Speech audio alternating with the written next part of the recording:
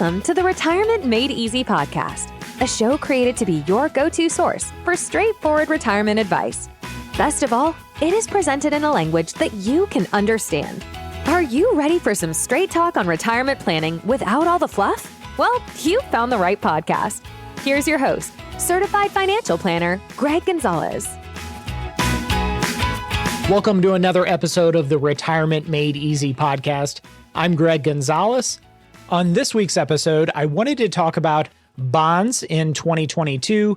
I mentioned a Fidelity U.S. bond index fund. It was episode number 106, where I talked about the risk of investing in bond index funds, bond mutual funds, and even bonds in general. So check out that episode number 106. But I wanted to give an update on that Fidelity U.S. bond index fund to kind of help reiterate the lesson that we learned from episode number 106. I hear so many people say, oh, bonds are conservative, bonds are less risky. Well, maybe not.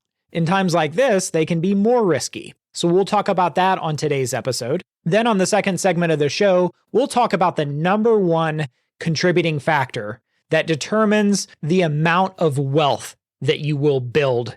And for most people, that means the size of their retirement nest egg that they'll have ready to live on and support themselves in retirement. So we'll talk about that on the second segment of the show. It may not be what you think, so don't overthink that. But before we jump into those two segments of the show, I want to remind listeners, check out my website, retirementmadeeasypodcast.com. Under the resources tab, you've got free resources that you can download right there, such as my retirement secret sauce, my 3 steps to a successful retirement. And you'll notice there's no charge for those. You don't have to pay for those. Those are all available for free, and they're great resources. Second, I wanted to mention my retirement coaching calls that I've been having with podcast listeners. You can find that information on the homepage and schedule it right there. But I do these 30-minute retirement coaching calls with a lot of listeners, and it's been a lot of fun. And some people have even, taken a step further and said, hey, I would like you to be our quarterback, be our financial planner, and help us with a retirement plan. But I had a call this past week with a guy who kind of caught me off guard. Very nice guy. He had some gaps in his overall plan. He had some rental properties that I have some very strategic recommendations to really, really help him with those long term. And then he had some tax considerations that I warned him about. And I think he's going to be in great shape. And it was a very productive 30-minute retirement coaching call. But at the end of the call, he said, so how do you make money with this podcast, this Retirement Made Easy podcast?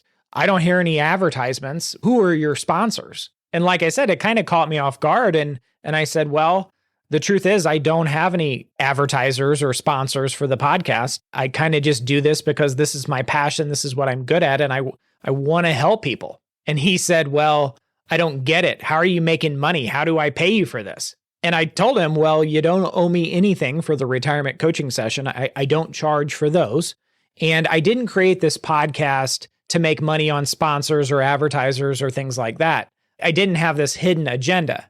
I created this podcast during the pandemic as a way to reach not only current clients and help them learn more about retirement planning and building wealth and one day becoming financially independent, but also the people across the country who I've never met, and most of the listeners I will never meet, but I can still help them build a better financial life and more meaningful life in retirement by sharing bits and pieces of the wisdom that I've accumulated over the years by being a full-time retirement planning specialist in St. Louis, Missouri. And when I said all that, this listener was like, well, I understand you want to touch a lot of lives and help a lot of people, but there's got to be money behind it, isn't there? And I just told him, my purpose is not to make money on this podcast. I just try to follow my heart and try to help as many people as I can. That's why I do the 30-minute retirement coaching calls, because I believe I have gifts that I can share with people to help benefit their lives.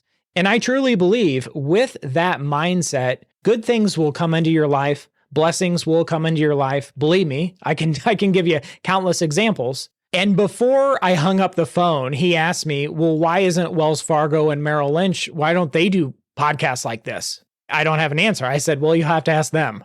But it might be that there's not a lot of money in this. But I'll tell you this, the positive feedback and questions that I get from listeners that visit my website, retirementmadeeasypodcast.com, it truly, truly keeps me going. So continue to submit those questions to my website, and I'll keep this podcast going because, again, that fire is just inside of me, and there's a lot more people that we can touch and reach with this podcast.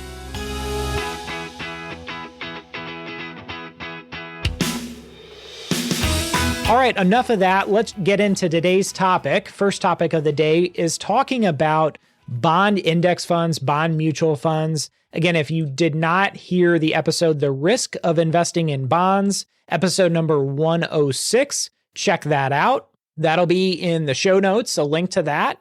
But if you're interested in following along, I'm going to be talking about a bond index fund. It's a Fidelity U.S. bond index fund, symbol FXNAX, if you want to look it up. But as I'm recording this podcast, year to date, it's down 16.13%. I'll say that again. This Fidelity U.S. bond index fund is down over 16% year to date for 2022. And there's a lot of conservative investors out there that are just wondering, how can that be? How can bonds, my bond index fund, be losing me so much money? Well, this is because really interest rates have been rising so dramatically this year in 2022. And just imagine a seesaw.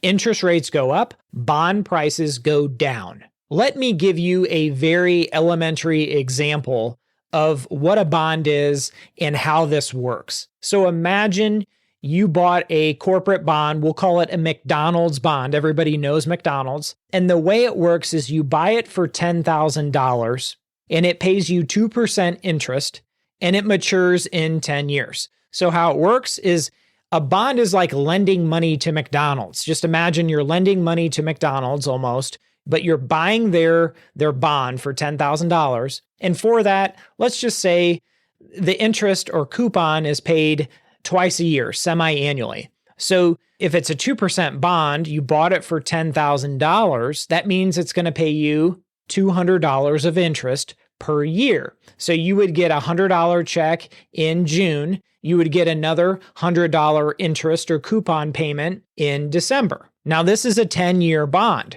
So what that means is the price that you could sell your $10,000 McDonald's bond paying you 2% is going to go up and down day by day. So let's just say you're going along, you're happy, you're getting your $200 a year in interest, and all of a sudden interest rates double. And now McDonald's is offering 4% bonds. And now you're kind of jealous because you want one of those 4% interest bonds because the one you hold is only paying you 2%. And you come to me and you say, Greg, will you buy my 2% McDonald's bond? Because I want to go buy a 4% McDonald's bond. I'll get double the interest if I do that. Well, I might say, I'm kind of interested in your bond, but I'm not going to pay you $10,000 for it. To me, it's not worth $10,000 because interest rates have risen, and I can go and buy a brand new McDonald's bond paying me 4%, whereas yours is only paying me 2% if I buy it. So I may offer you $8,000, $8,500 for your bond that you paid $10,000 for. I would be foolish to give you $10,000 for it, what you paid for it, right? Think about that. If I can buy a brand new McDonald's bond paying me 4% and yours is only paying me 2%, why would I buy your bond and get half of the interest for the same price?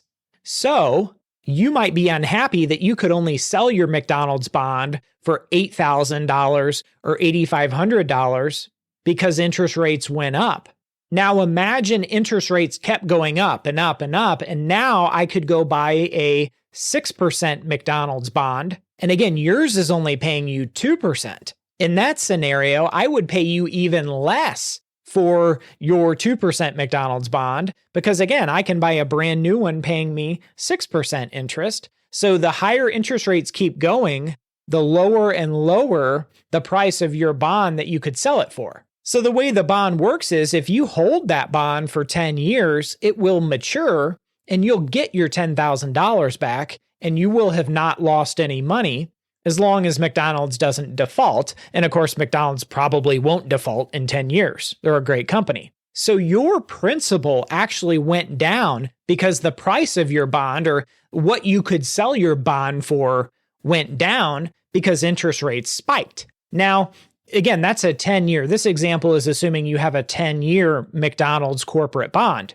If you had a very short-term bond, let's say it matured in 6 months or a year, when interest rates spike, the price of your bond is not going to go down as much, because just hold on, in 6 months, the bond will mature and you'll get all your money back. Or in a year, if it's got a year left to maturity, just hold on to it for 12 months and you'll get all your money back. So the longer it takes for your bond to mature, the more interest rates are going to impact the price of your bond, either up or down. So this year, interest rates have just been going up and up and up and up. And all these long-term bonds that may not mature for 10 years or 15 years, they have really, really been dropping dramatically in price due to these rising interest rates. So this year has really been rough on people because the stock market's down, right? The S&P 500 is down over 20% as I record this podcast. In fact, 21% as I'm looking at it here today. But I just said the bonds, Fidelity's U.S. bond index fund, is down 16%, almost as much as the stock market.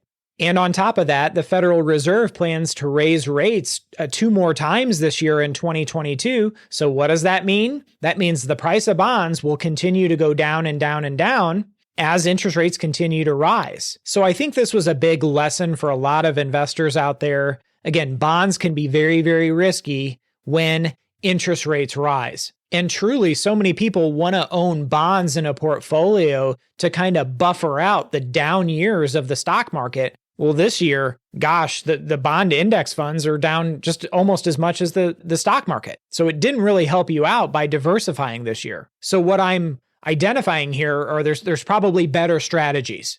So I hope that's a good, quick recap of bonds this year and how much risk some people were taking with these bond funds, and they didn't know they were taking it because interest rates haven't risen like this in a long, long time. All right, I'm ready to get to the second segment of today's episode, which is the number one indicator of people who retire wealthy. What do you think it might be? Do you think it's whether they work with a financial advisor or not? Do you think it's what type of investments that they invest in or the rate of return that somebody gets? Is that the biggest factor? Is it whether they invest in real estate or not? I'll give you a second to think about it. The number one indicator of people who retire wealthy. I gotta be honest, this one had me thinking, but the number one indicator of people who retire wealthy is their savings rate. Now, many people know I'm a Dave Ramsey SmartVestor Pro. If you have listened to the financial guru Dave Ramsey before, he's the number 2 syndicated host in the country. I am way far behind that. And if you're wondering, Sean Hannity is now number 1 now that Rush Limbaugh has passed away. But Dave Ramsey recommends that people save 15% of their household income for retirement each year after they've got all their debt paid off and their emergency fund is in order. So he's saying save 15% of your household gross income. And of all the people I've talked to, all the clients and listeners of the podcast, anyone that is saving 15% for retirement and has been for many, many years, I can tell you they are always in fantastic shape for a well-funded retirement plan. It all comes down to how much are you saving for retirement in the years leading up to retirement. So savings rate, how much as a percentage of your annual income that you're saving for retirement, that is the greatest indicator that we have to tell us whether someone will retire wealthy or not. Now, I thought what someone invests their money in was a big factor. That's what I thought. Turns out it's a very, very small factor. It's still a contributing factor. I also thought whether someone's working with a financial advisor or not, maybe that would impact how much wealth they have built, because the financial advisor is there to say, hey, you need to be saving 15% of your household income for retirement. And they're there to kind of keep your feet to the fire, so to speak. and keep you on track. But turns out whether they're working with a financial advisor or not is not that big of a contributing factor. And throughout my years as a retirement planner, whenever somebody's close to retirement, I look at, okay, how much have they been saving recently, maybe in their 401k at work for retirement? And I can remember this one gentleman that came to me, and he was contributing 3% to his 401k for retirement, and he wanted to retire next year. And I said, why are you saving 3%? How did you come up with that number? And he said, well, my company matches the first 3%. And he was absolutely shocked when I said that I don't think you're going to be able to afford to retire because you haven't saved enough. Your retirement nest egg isn't enough to support your lifestyle for the next 30 years. And he said, why? He kept saying, if my investments would have done better in my 401k, then I would be able to retire next year like I want to. And he kept blaming it on the investments, that they were the reason why he couldn't retire. And the real reason that he couldn't retire is, again, Dave Ramsey recommends saving 15% of your household income every year for retirement. He was saving 3%. I actually have a client that retired from a big company here in St. Louis in the HR benefits. She was an HR director for a long, long time. And she said, Greg, you would not believe how many people only contribute up to the match in the 401k. And some people don't even contribute at all to get our 3% match. She had access to those figures. Of course, she was doing benefits and payroll and all that stuff. So she could see as a percentage what each person was saving as a percentage of their paycheck into the 401k plan. And I'll leave you with one more observation that I've made over the years, because I've asked some of my wealthiest clients that have really built big balances. Normally it's in their 401k, but they've got a sizable nest egg compared to maybe some of the other families that I work with. And I asked them how they did it. And I always get an answer that something like this. I had a guy the other day that said, well, my dad always said, give 10, save 10. We tithe 10% at church and 10% goes in our 401k, and it's kind of just automatic. That's what I've done for the last 35 years. And you know what? I've never changed. And he said that 10% that he had going into the 401k, as he got raises every year, and normally it was a 2% raise or a 1.5% raise or a big promotion, he said that 10% was a bigger number. It was off of a bigger number. So he always recommended, and I always recommend, doing a percentage of your pay so that as years go on and you get raises and promotions and you make more money, it's a larger dollar amount going in your 401k. You can't just do a fixed dollar amount for the rest of your life saving for retirement. It has to be a percent of your hopefully rising or increasing income. I had another client say that her first boss told her, contribute 15%. The best advice he had, he was kind of like a mentor of hers, her first boss ever. And he retired 20 years ago, but she never forgot her first boss. He always said, contribute 15% into that 401k. You'll be glad you did. And she said she was just so consistent with it and just never touched it. Never went into the website. She never monkeyed around with the investments, never changed that percentage going into her 401k. It was just like clockwork. It just went in and she lived on 85% of her money, or her pay. And with so many things in life, consistency is the key. There was a story about Jerry Seinfeld, and somebody asked him, how do you become a famous comedian and get so good at writing jokes? And he said, well, let me give you the best advice. Get a calendar and you got to write jokes. Just write a little bit, but be consistent every single day. You got to write every single day. Jerry Seinfeld wrote about stories of his life and family, and he's very, very funny guy, very famous comedian. But he said, if you just use that calendar and put X's every single day after you've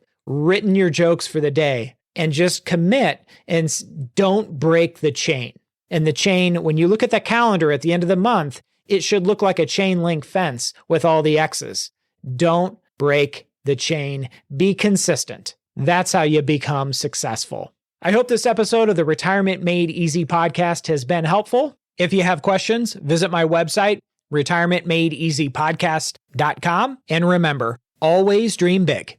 The opinions voiced in this material are for general information only and are not intended to provide specific advice or recommendations for any individual. To determine which investments may be appropriate for you, please consult your attorney, tax advisor, or financial advisor prior to investing. This is a hypothetical example and is not representative of any specific investment. Your results may vary. All performance referenced is historical and is no guarantee of future results. All indices mentioned are unmanaged and may not be invested into directly. The SmartVestor program is a directory of investment professionals. Neither Dave Ramsey nor SmartVestor are affiliates of St. Louis Retirement Advisors or LPL Financial. There is no guarantee that a diversified portfolio will enhance overall returns or outperform a non-diversified portfolio. Diversification does not protect against market risk. All investing involves risk, including loss of principal. No strategy assures success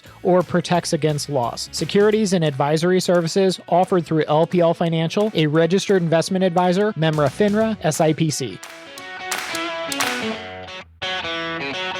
Thank you for listening to the show today. Check us out at our website, retirementmadeeasypodcast.com.